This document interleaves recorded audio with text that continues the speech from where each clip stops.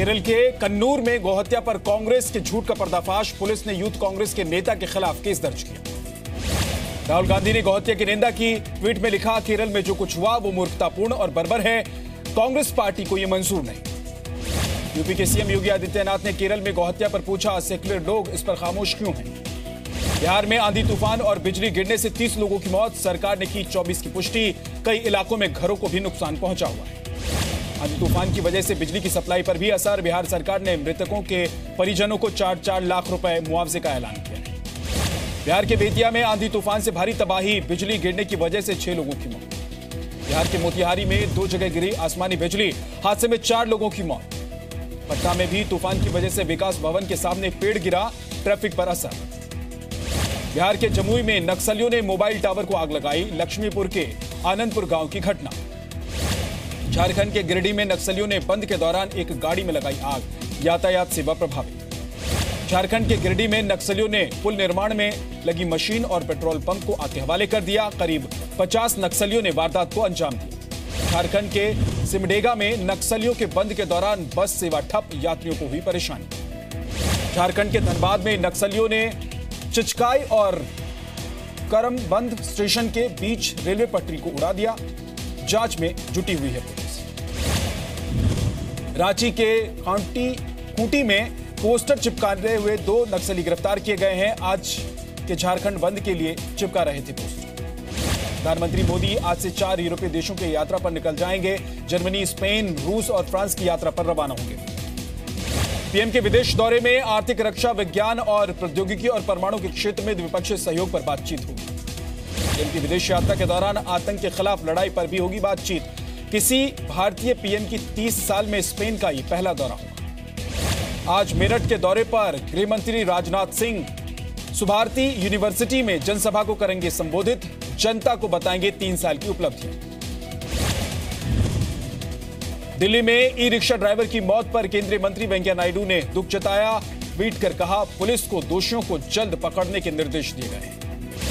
शनिवार को 2 लोगों ने ई रिक्शा ड्राइवर रविंद्र की ईंट से पीट कर हत्या कर दी थी। खुले में पेशाब करने से रोकने पर बढ़ी थी बात। पठानकोट में संदिग्ध बैग मिलने से सनसनी। सेना की यूनिफॉर्म भी मिली। सर्च ऑपरेशन जारी। कश्मीर के कई इलाकों में कर्फ्यू। आतंकी सब्जार के मारे जाने पर अलगाववादियों के बंद का आज दूसरा। अलगाववादियों की हवाला फंडिंग मामले में एनआईए का शिकंजा। 2 अलगाववादी नेताओं को पूछताछ के लिए दिल्ली बुलाया। तहरीके हुर्रियत के फारूक अहमद डार और जावेद अहमद बाबा उर्फ गाजी से होगी पूछताछ। बैंक और संपत्ति के दस्तावेज भी लाने को कहा गया। कांग्रेस नेता ज्योतिरादित्य सिंधिया ने कहा है कि बीजेपी सरकार सभी मोर्चे पर फेल रही। असम में हादसे का शिकार हुए सुखोई 30 का ब्लैक बॉक्स मिला। मलबे के पास राहत दल ने जांच शुरू कर दी। तो प्रधानमंत्री चौधरी चरण सिंह की पुण्यतिथि पर सीएम योगी का नमन। लखनऊ में श्रद्धांजलि दी। यूपी के डिप्टी सीएम केशव प्रसाद मौर्य ने कहा, 15 जून तक सड़कों को गड्ढा मुक्त करना संभव नहीं। कानपुर छेड़छाड़ को लेकर आजम खान का यूपी सरकार पर निशाना। आजम ने कहा, सीएम योगी की अनदेखी से बढ़ रहा है क्राइम। आजम खान के बयान पर बोले डिप्टी सीएम दिनेश शर्मा। कहा, महिलाओं की सुरक्षा की जिम्मेदारी सरकार पर है और सरकार इसके लिए प्रतिबद्ध है। आजम खान के बयान पर बीजेपी नेता शाजिया इल्मी की तीखी प्रतिक्रिया। कहा, ऐसे नेताओं को देश में रहने का अधिकार है। कानपुर छेड़छाड़ मामले में मुख्य आरोपी गिरफ्तार। आरोपी के मुताबिक वारदात में शामिल थे 14 लोग। मुजफ्फरनगर के खतौली से बीजेपी विधायक की फिसली जुबान। पुलिस अधिकारी से कहा, सुधरो, अब तुम्हारे फूफा की सरकार नहीं। यूपी के कानपुर में कार चालक ने कई लोगों को टक्कर मार दी। भीड़ ने की पिटाई। लोगों का आरोप, नशे में था ड्राइवर। यूपी के मुजफ्फरनगर में 2 नाबालिग बहनों के साथ गैंगरेप। पुलिस ने 2 आरोपियों को गिरफ्तार किया। यूपी के बुलंदशहर में दहेज मांगना दूल्हे को भारी पड़ गया। शिकायत के बाद पुलिस ने भेजा हवाला। झांसी में युवक की हत्या के मामले में पुलिस ने उसकी भाभी और उसके प्रेमी को गिरफ्तार किया है। 22 मई की वारदात। यूपी के कुशीनगर में जमानत पर रिहा रेप आरोपी ने पीड़िता को धमकाया। परिवार ने सीएम योगी से मदद की गुहार लगाई। कन्नौज में 3 दबंगों ने घर में घुसकर महिला की हत्या की। आरोपियों के साथ कई दिनों से विवाद चल रहा था। गाजियाबाद में डीएनडी टोल प्लाजा पर पेरेंट्स का प्रदर्शन।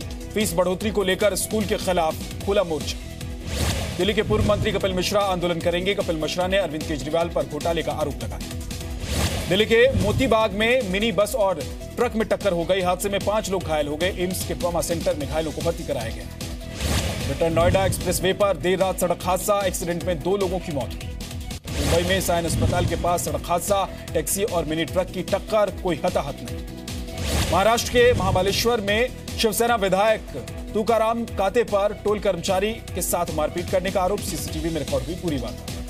ब्लास्ट मामले में अबू सलेम के खिलाफ टाडा कोर्ट आज सुना सकता है फैसला। 1993 बम ब्लास्ट में अबू सलेम समेत 7 लोग हैं आरोपी।